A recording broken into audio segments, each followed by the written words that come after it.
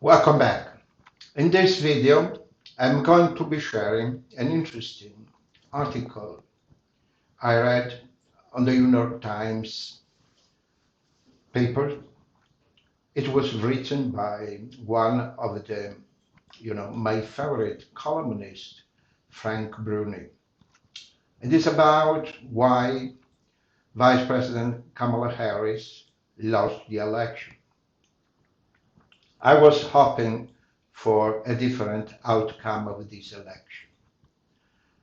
I was hoping that the American people would elect someone who cares about decency, democracy, freedom, and who cares for, the working people, the middle class. But the American people made a different choice.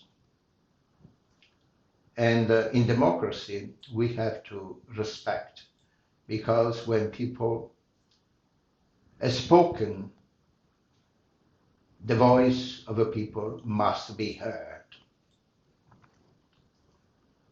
Obviously, Trump didn't do that in 2020 election.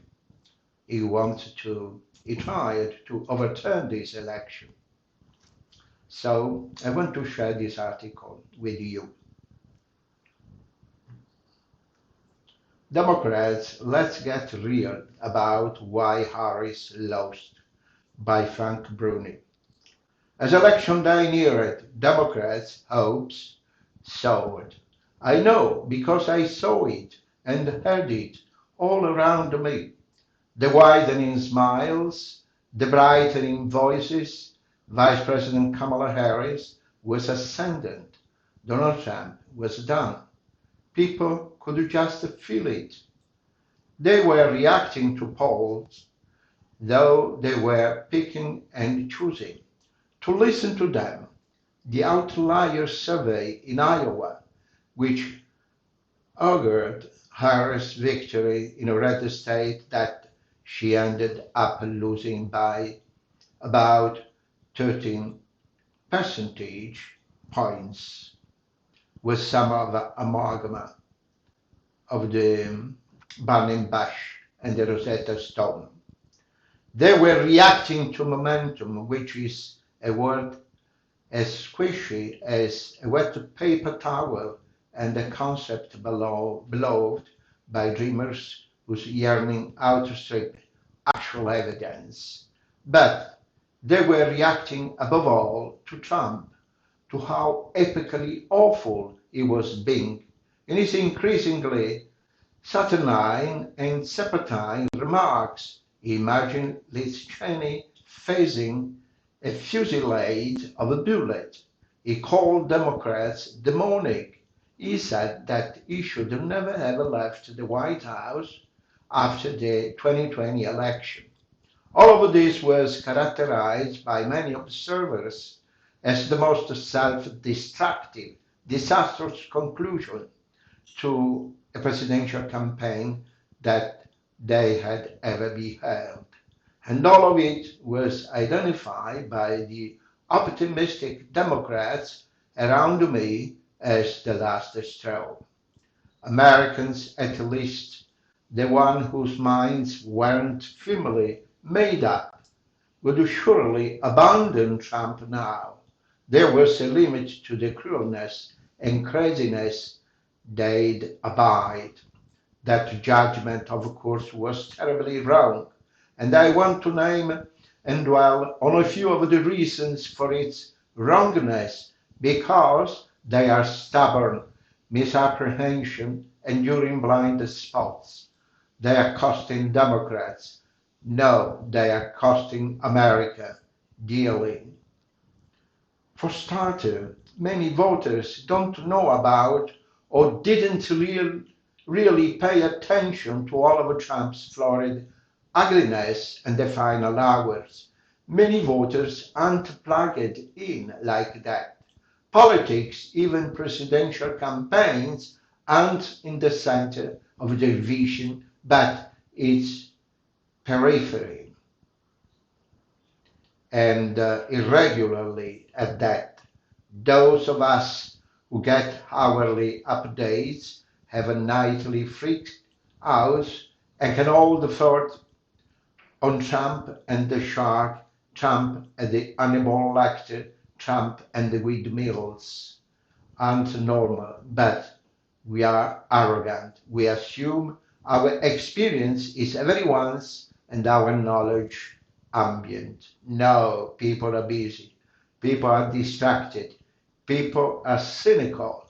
They tune out much, if not most of this political drama because they regard it, indeed, as theatre, as performance, whether it's Trump conniptions or Harris kumbaya. So, what then forms their impression and drives, their decision? They are responding in significant measure to the state of the world around them, whether it's to their liking and whom they hold responsible for it. That was Harris' affliction, the price of food, the elusiveness of home ownership, and the fact that she'd been the number two figure in the administration in charge of the country for the past 4 years. The obvious boring nature of the diagnosis didn't make it any less fatal. Another blind spot, the belief that seemingly key moments matter more the ongoing condition. Sure, Democrats had an expertly choreographed convention. Yes, Harris had a great debate, no doubt about it.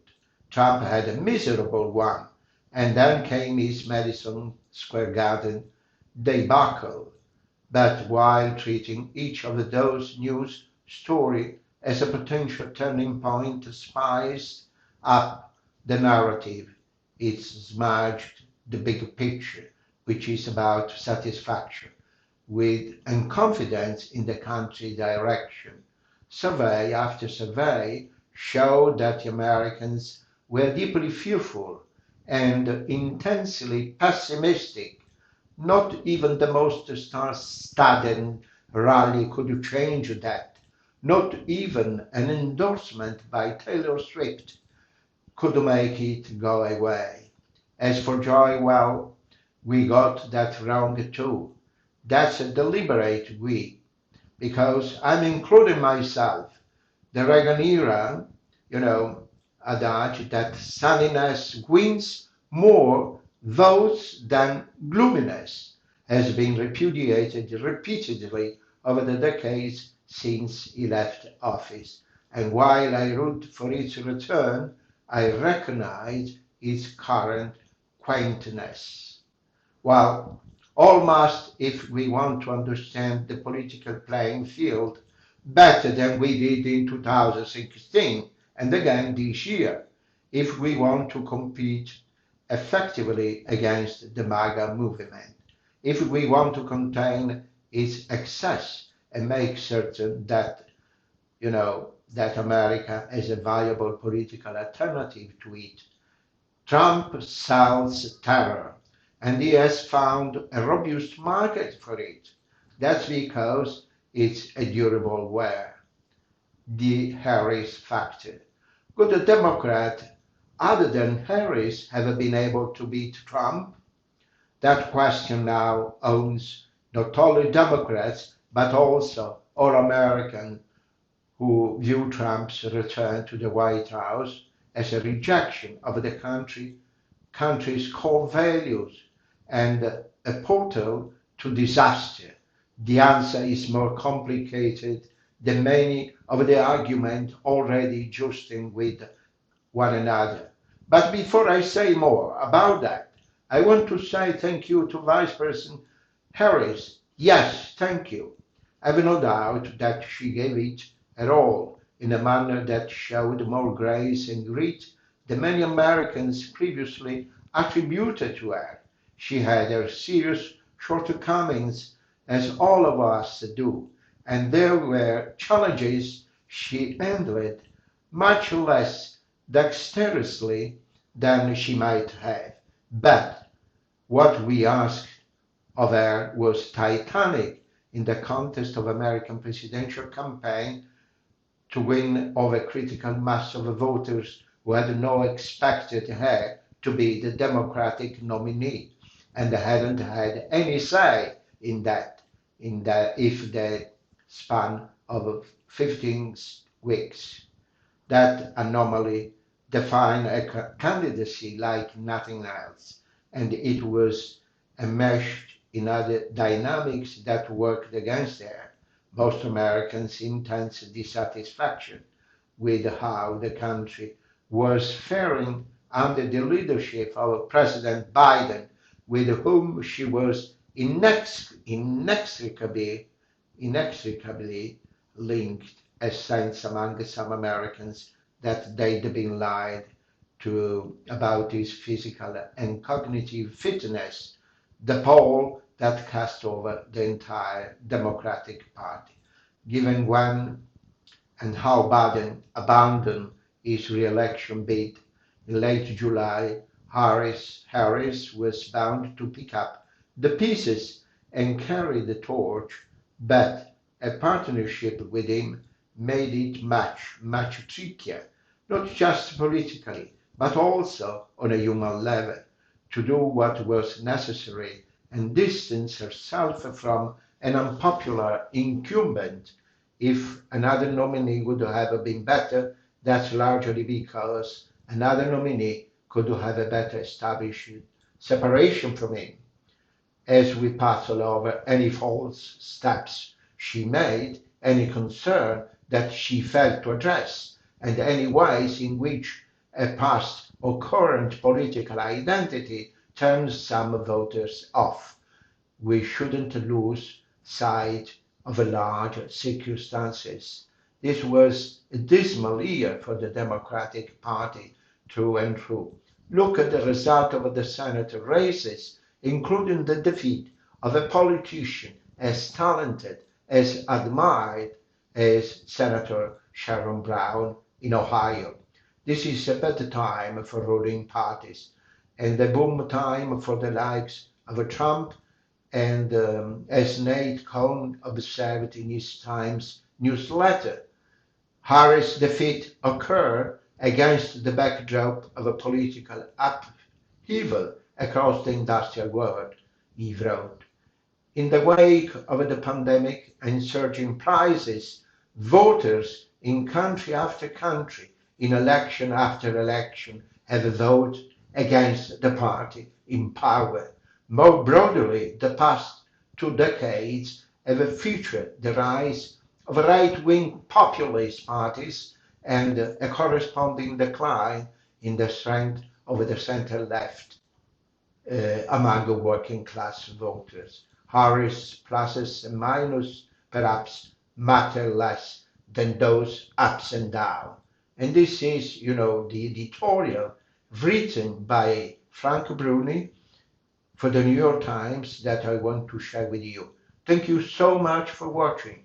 See you in the next video. Bye bye.